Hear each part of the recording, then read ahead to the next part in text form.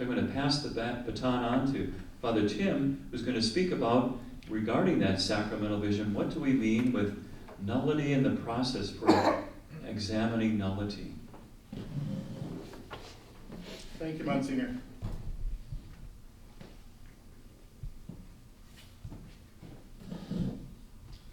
I want to kind of start building a little bit on what Monsignor was saying about the covenantal aspect of marriage. And the church, in the history and in our law, we've used the words and the terminology of contract for many centuries. Since the Second Vatican Council, we've been using the language of covenant. We've been defining marriage as a covenant. And there are certain similarities between contracts and covenants. Certainly a covenant is much richer, and as Monsignor was saying, a covenant is a real sharing of persons. When we think of the Old Testament covenants, it's God sharing himself with the Israelite people, and them sharing themselves with God. And that's the image that we have for marriage, is that covenantal sharing. The question comes up within the nullity process of how does the church declare a covenant to be null? And the kind of the underlying question of that often is, how is annulment, how is a declaration of nullity different from divorce? We all know about divorce from our culture. The church doesn't use the terminology of divorce, and actually the church in the official law and in the documents doesn't use the word annulment either. That's kind of a shorthand word that we use, and it's handy to use. I'm not saying don't use it, but it is important to know that's not officially in the language of canon law. Canon law will talk about a declaration of nullity rather than an annulment. It's a better terminology to use that declaration of nullity because that gets across the idea a little bit better of what the church is doing here. When we use the term annulment, one of the images that often comes across is an annulment is a thing that the church either grants or withholds. That's not really what we're doing. A declaration of nullity gets the idea across. I think one of the examples that I use a lot is a doctor's diagnosis. A doctor doesn't give you cancer or withhold cancer. A doctor examines the body, examines the patient, and makes a determination to the best of his ability, yeah, there is cancer present here, or no, there isn't cancer here. And just like a doctor, when the church declares a marriage to be null, or says, we haven't proven anything null here, just like a doctor, the church is not infallible in doing this. When the church makes a declaration, the church is not invoking infallible authority in doing this. We're making the best possible diagnosis based on the facts that are presented to us. But we're not saying we're infallible in doing this. There's always some gray areas, there's always some questions, and there's always the possibility of an appeal. When we look at how the church can declare a marriage invalid, things that can render a marriage invalid, it's nice in a way how easily things break down into threes when we discuss this. There are three broad categories of how this covenantal marriage can be seen to be null. The first area is an impediment. If one or both of the couples has an impediment to marry, that marriage can be invalid. An impediment is something that would prevent a person from acting in a prescribed manner. For example, a brother and sister cannot marry each other. They are impeded for marriage. They have that impediment of close relationship. I can't marry my aunt, I can't marry my niece. There are a number of impediments that revolve around relationships, blood relationships, and even intermarriage relationships. If I were married to a woman and she died, I couldn't marry her mother. There's an impediment because of my relationship with the woman that I was married to first that would impede me from marrying her mother. Other impediments are age, for example. The church sets a really low minimum age bar because it's a universal law that the church uses. The minimum age for a valid marriage is 14 for a woman and 16 for a man. Men mature much slower. In our culture, I think it's pretty obvious that even the average 14-year-old and the average 16-year-old are not capable of marriage. I think even though this is a universal law, I think we could also see that age is an impediment to marrying. One of my favorite impediments, if every canonist has to have their favorite impediment, my favorite impediment is abduction. And it's a weird little twist of the law. A woman cannot validly marry if she has been abducted for the purposes of marriage. Now, in the law right now as it stands, a man who is abducted could marry validly. I think that will change in time. The law constantly evolves. But abduction is an impediment to marriage. And when you look through the history of humanity, there are many cultures where abduction was a common way of getting wives.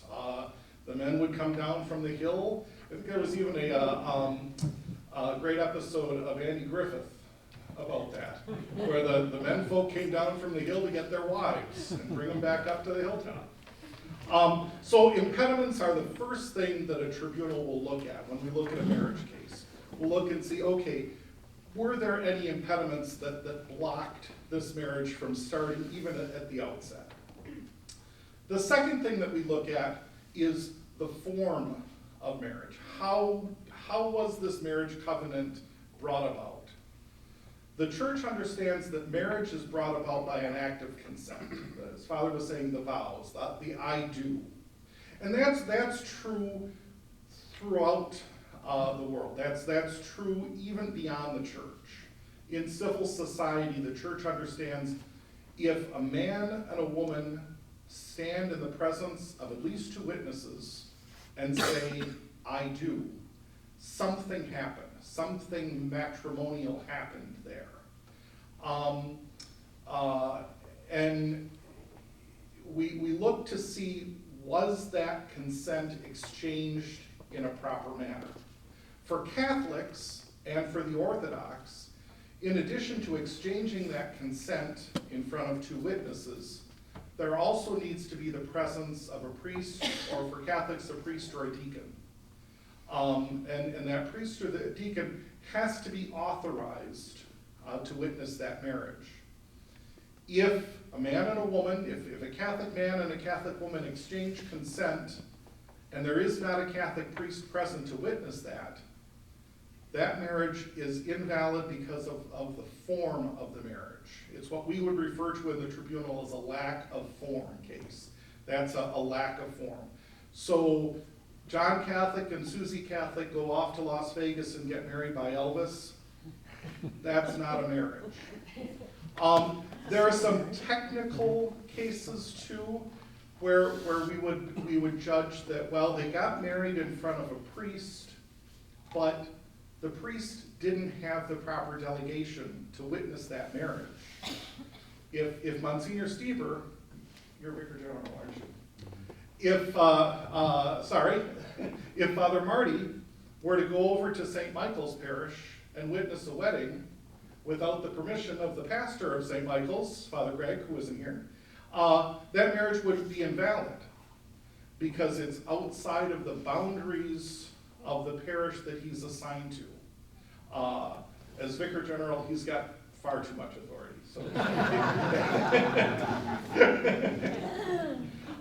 So that's the second thing that we would look at, would be the form of marriage. The third thing we look at is the actual consent itself. What was going on when that man and that woman said, "I do"? The consent could be invalid, again, for three reasons. The first, and I'm going to go in reverse order here with this, the first would be a lack of will. That would mean that one party or the other is not truly intending to enter into marriage, or at least not intending to enter into marriage as the church understands it. So, if the man is standing up there in front of God and everybody and saying to the woman, "I promise to be true to you till death do us part," but in the back of his head, he's figuring out, okay, we're getting married, we're going to be on a honeymoon for 2 weeks, we'll be back, I can set up a date with my mistress by the end of next month. Well, he is not consenting to marriage. His mouth may be saying the words, but he is simulating his consent. The covenant that he is agreeing to is not a matrimonial covenant because it lacks that exclusivity that marriage is all about. Similarly, if a couple gets married and they both say in their minds, well, you know, I'm going to get married, but I'm going to give it 5 years, and if I'm not happy in 5 years, then I'm out of there. Well, they've lacked that permanence that is a hallmark of marriage. Sometimes there are cases where a person excludes marriage itself. They're not just excluding some aspect of marriage, but situations that we run across on a fairly regular basis would be immigration situations where someone's marrying just for an immigration status. There are situations where someone marries for cultural status or for a certain reason in society that well, I'm 30, it's time for me to get married, I haven't been married yet, so yeah, I'm going to marry this person. But they're not really intending to enter into that covenant that is a sharing of lives between the husband and the wife. Excuse me. The second part of consent that we would look at would be a lack of knowledge. Did the parties truly understand both? Did they understand marriage? And did they have a basic understanding of the person that they were intending to marry? Now, basic understanding. I've known couples that have been married for 50 years that still don't quite understand each other. So we're not talking about a full understanding of the other person or even a full understanding of marriage, but a basic understanding. That lack of knowledge about marriage can be the result of immaturity, can be the result of having led a very sheltered life, having not even really dated much, and running into marriage thinking, I guess I'm supposed to do this, but not really understanding what they're doing. The lack of knowledge about the other person could be because we didn't date long enough. I didn't really get to know this person. It could be because the other person was deceiving me. It could be that, okay, this person that I intended to marry is presenting herself in one way, and as soon as we get married, the mask goes off, and I found out, oh, the person that I thought I was marrying is entirely a creation of my imagination or her imagination. There's a lack of that knowledge that goes into that act of consent, and if that knowledge isn't present, isn't at a sufficient level, then the marriage could be invalid. The third area, and this is where the vast majority of annulment cases, this is where we do most of our work, is a lack of capacity for consent. People can lack the capacity for consent in a couple different ways as well. One is, and we mentioned this a little bit under knowledge, is a maturity issue. Someone that, okay, they're of a sufficient age that they can be presumed to be mature, but because of issues in their childhood, because of issues in their family life, there just was not a maturation with regards to interpersonal relationships. And that lack of maturation shows up sometime after consent.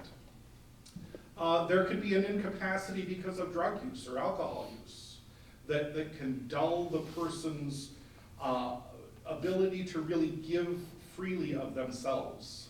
Most psychologists would say that a person who is addicted to drugs or alcohol, every action that they perform is ordered towards getting their next fix.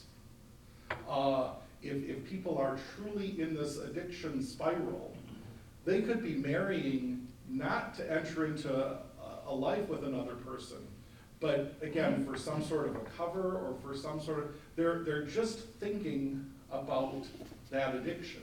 So they're not truly entering into marriage. The other issue, the last issue, is discretion.